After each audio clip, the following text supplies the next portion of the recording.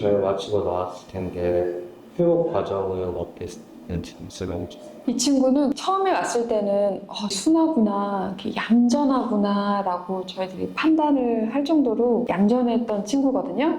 근데 이제 회복기를 겪으면서 입원실 안에서 굉장히 활발한 친구였어요. 그러니까 보호자님들도 그렇고 병원에서 일하시는 스태프들도 그렇고 오해하실 수 있는 게 아이들이 굉장히 얘가 얌전해요, 우리가 그렇게 표현하시는 경우도 있거든요. 근데 그런 경우는 대부분 좀 질병으로 인한 증상과 연관되어 있는 경우가 많아요.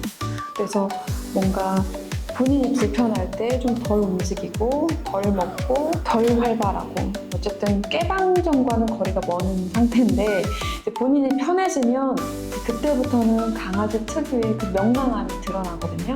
그래서 그런 모습들을 이번 기간 동안에 저희들이 이제 모니터링을 하면서 이제는 좀씩 더 나아가고 있구나, 회복의 탄력이 더 붙는구나 라는 거를 평가를 하게 돼요. 네, 굉장히 활발한 친구였어요. 그래서 회복이 수술하고 나서는 굉장히 빨랐던 친구였어요. 네, 밥도 잘 먹고. 너무 감사해. 저는 진짜 지금 흰둥이가 저렇게 걸어다니는 거 보면서 전 너무 감사하고 만족도가 최상이라고 생각해요. 예전으로 다시 돌아갔던 것 같아요. 그 아프기 전으로 너무 잘 걸어다니고 잘 먹고. 근데 이제 걷는 거는 아직 지금 그 회복 단계니까 조금 근육이 빠져 있어서 근육이 채워져야 한다고 하더라고요, 원장님 말씀이. 근육만 더 채워지면 완전 예전으로 돌아갈 것 같고, 뭐 먹는 거는 너무 잘 먹고, 세영이가 아침마다 산책을 꼭꼭 하거든요. 잘 돌아다니고 있습니다.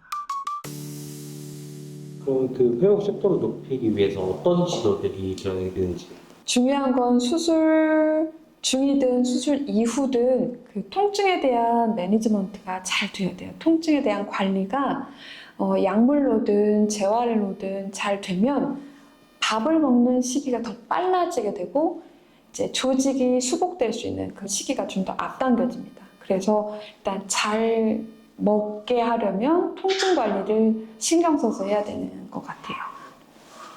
아무래도 수술할 때는 그 감염 때문에 네네. 걱정이 많았잖아요. 네네네. 수술 이후에는 감염에 대한 관리가 어떻게 진행돼요? 맞아요. 이 친구 같은 경우는 아이들의 피부가 원래 굉장히 얇은데 그 피부에 구멍이 나서 또 오기도 했거든요.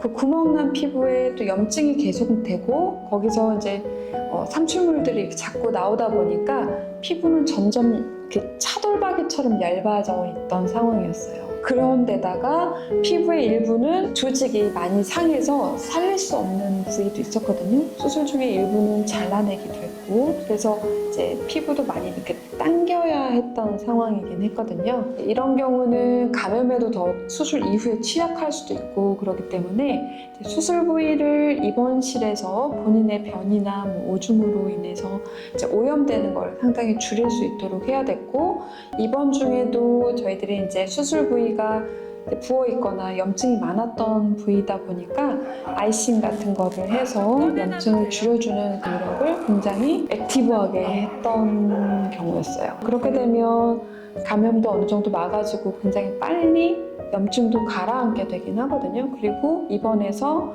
수액 처치 및 적절한 항생제 처치를 이제 공격적으로 하고 밥 잘 먹고 이렇게 해서 굉장히 많이 빠르게 회복됐던 경우였어요. 아무래도 피부를 절단하고 감기 네네네. 행동의 제약이 더 많을 것 같아요. 그거 아무래도 더 불편할 것 같고, 그래서 재활은 어떤 식으로 이루어지는지. 네, 피부는 저희들이 수술이 끝나고 봉합이라는 걸 하잖아요. 피부가 봉합되는데 걸린 시간은 아이들마다 이제 회복 속도가 다 다르기 때문에 다 다르지만 보통 한 2주 정도 넉넉히 소요가 돼요. 2주 정도 있다가 이제 피부가 이제 어느 정도 잘 붙었으면 그로부터 한 3, 4일 있다가는 이제 물에서 하는 재활 치료를 좀 할 수 있거든요. 아이 상태는 괜찮다면.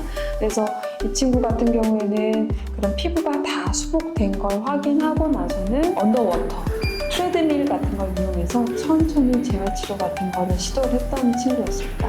근데 그런 재활치료를 같이 하는 경우와 재활치료 없이 그냥 움직임 제한만 하는 경우와는 회복 속도는 피로나 회복의 질이 굉장히 달라지게 돼요. 우리가 근육이라는 것도 수술 후에는 근육량이 빠지기가 쉽거든요. 근데 수술 이후에도 재활 치료가 가능한 상황이라고 한다면 적극적인 재활 치료를 함께 진행하시는 걸 강력히 추천드립니다. 그럼 재활치료 이야기가 나온 김에 재활치료가 줄 수 있는 회복에 있어서의 기점을 조금 더 구체적으로 설명해 주시죠. 보통 재활 치료의 범주는 굉장히 넓은데 사람에서는 침 치료 같은 것도 많이 알고 계실 거예요. 침 치료도 있고 레이저도 있고 뭐 다양하게 뭐 마사지라는 것도 있고 볼을 이용해서 하는 것도 있고 동물에서도 굉장히 많은데 저 같은 경우는 물에서 하는 수중 재활 치료를 굉장히 선호하는 편입니다. 우리가 중력을 평상시에는 받잖아요. 내가 지금 다리도 아픈데 이 아픈 다리를 이끌고 달리기를 한다, 뭐 걷는다, 비탈진 데를 뭐 걸어간다. 이거는 좀 무리가 될 수 있거든요.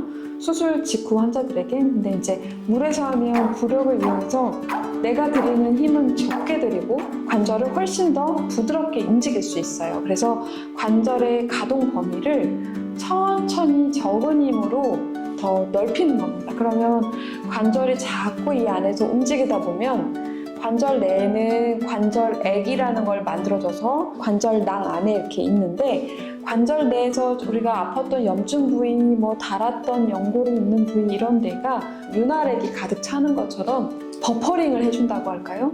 그리고 그 안에 있는 염증 물질들도 관절액에 있는 여러 성분들에 의해서 흡수되거나 배출되는 데 도움이 되기도 하고요. 그래서 물에서 하는 그런 운동이 수술 이후에 굉장히 저는 추천되는 부분이라고 생각됩니다. 보호자분들에게 좀 정보를 드리면 좋을 것 같아요. 네네. 슬개골 수술이나 염증 수술 후에 장기적으로 하시는 관리 혹은 주의사항에는 어떤 게 있을까요? 맞아요. 보호자님께서 수술 이후에 하실 수 있는 가장 쉬운 방법은 체중 감소예요.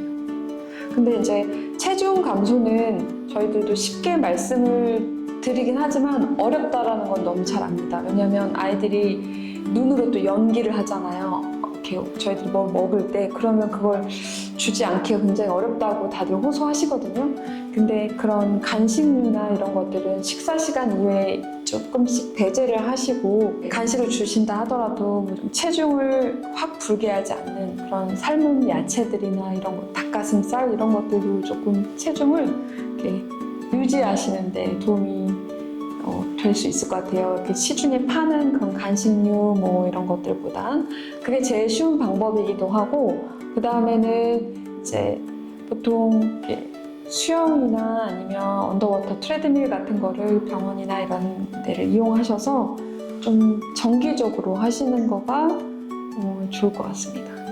슬개골이라는 게 되게 저도 익숙하고 많이 네네네. 병인 것 같아서 예방법이나 어떤 운동이 좋고 이런 거. 네. 사실 슬개골 탈구는 유전적인 요인이 저희가 많다고 생각을 하고 있거든요. 그래서 정확히 예방을 한다, 100% 예방한다는 건 거의 불가능에 가까워요. 그렇지만 일상생활 중에 좀 매트를 깔아주신다던가 마찰을 조금 더 늘릴 수 있는 그런 발바닥 털 같은 것도 밀어주시고 그다음에 또 발톱이 길었을 땐 자세가 불안정할 수 있거든요. 그런 것들도 이제 정기적으로 관리하시고 하면 조금 더 도움이 될 수 있을 부분일 것 같긴 한데 가장 중요한 건 체중을 좀 적절히 유지하시는 이제 습관을 좀 가지시는 게 좀 많이 도움이 될 것 같습니다. 네. 이제 수술을 앞두고 고민 중이거나 걱정을 하고 계시면 네네네. 다른 보호자분들께 한 말씀을 해주시고 그러면 네. 아마 슬개골 탈구는 워낙 많이 들으셔서 수술하시는 병원도 많고 잘하시는 선생님들도 많고 할 텐데요.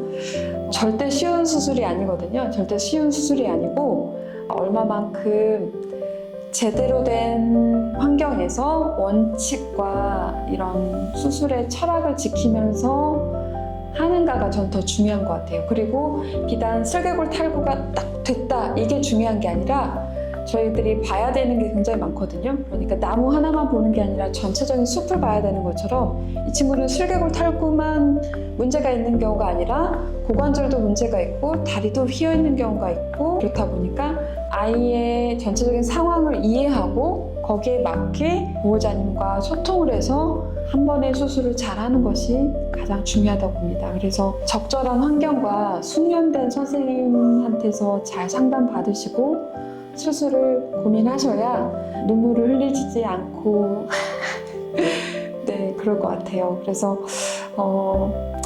네, 좀 안타깝지만 이번 이런 친구 소개를 한번 해드림으로써 한번 슬개골 탈구의 수술에 대해서 다시 한번 생각해 보실 수 있는 계기가 됐으면 합니다.